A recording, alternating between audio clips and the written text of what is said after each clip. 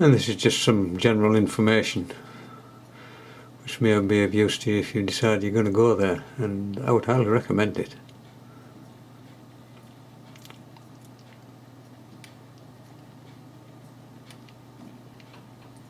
Very important was this business about clothing.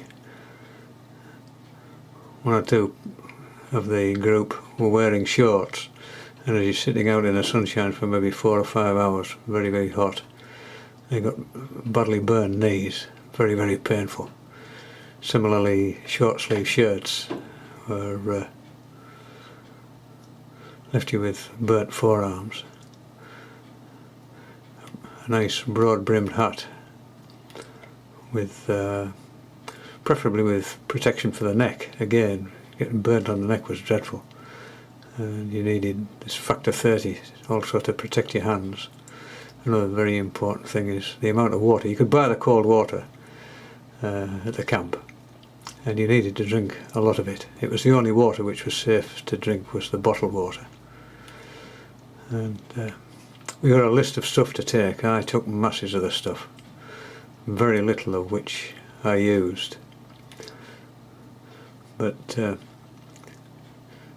good strong rod. Well, I spoke to a couple of the regulars who had been going for years and had been very, very successful catching fish up to 100 pounds or more, and this is what they had. The longer Grace popper rod, there are two of them, but the longer one, and the other one had a Shimano Force Master.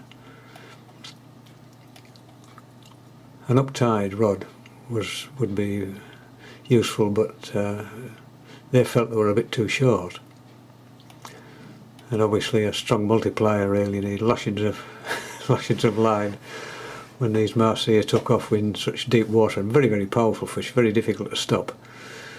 They didn't sort of scream off, but once they decided to plough into the depths, very, very difficult to keep them out of it.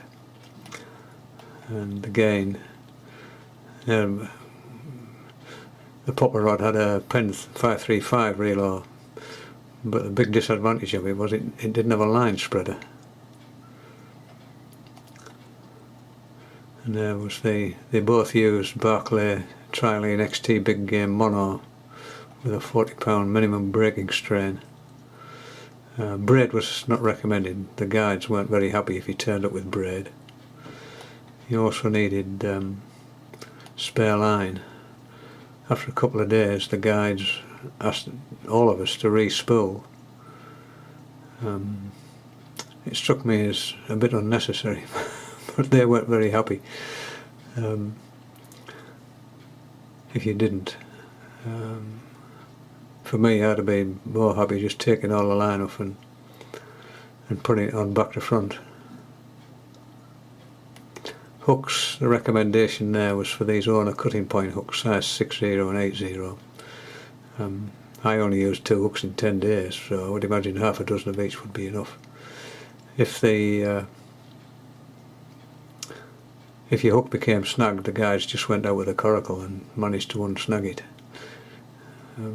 With you fishing in deep gullies over rocky ledges, it was very important you wound in very quickly, otherwise the hooks became snagged quite frequently, and you could tell that the guys became quite irritated by it.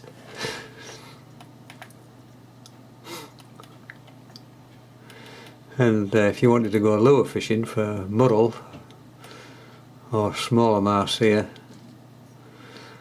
or if you wanted to fish for the bigger Mahseer up in the rapids, I just took my 3.5 pound test curve pike rod with me, and the big Shimano reel. A little bit there about lures and plugs. They needed to be very big, and as most plugs and lures you buy in this country have hooks which are too small, then you needed to replace them with these owner super needle trebles, big trebles, and these rings which wouldn't straighten. And obviously it's much better to do that at home where you have all the necessary gear.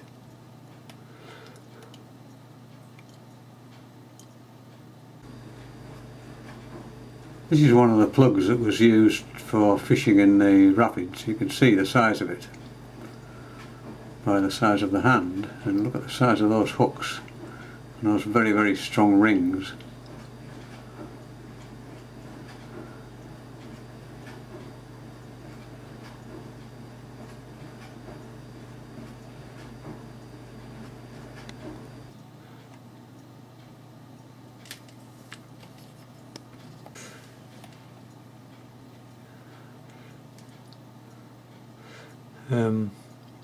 The weights they used were really unusual.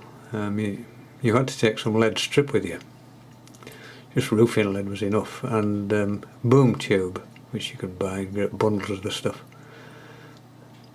And they made these little lead weights which were in line. The main line went through the boom tube. You can see there the lead weight wrapped around it. And they were used for sinking the bait. And the other thing was, sitting in these coracles on these little stools was really, really uncomfortable. Even with a cushion, you were just sitting there for 4 hours. It was hard on my back, so I took one of these picnic seats, which you can see there in that photograph. And also with the banks being very, very rocky, it was impossible to put a bank stick in, and it was heavy rods. Holding these heavy rods for hours on end was, again, very difficult. So I just took one of these little tripods with adjustable legs. I found it a real bonus. You see there on that photograph there. Also needed this soft, flexible cord to make stringers with. When you caught a fish, they threaded this cord through the mouth and out through the gill, and then tied it to the nearest little bush while the fish recovered.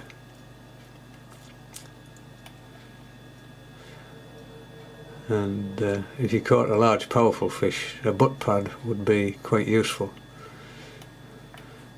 This lad in our group caught a 78-pound fish, and that was a bruising on his thigh as a result. And you're also in and out of the water all the time, so I just took a pair of cheap supermarket trainers and I just left them behind when I came away. And obviously you need a socket adapter for India, which is all the usual anti-diarrhea pills and assorted bandages and antiseptics and all the other things you normally take with you. There's a little bit of information just about security. Obviously when you're in underdeveloped countries and you're a rich Westerner, it's very, very tempting for people who have next to nothing.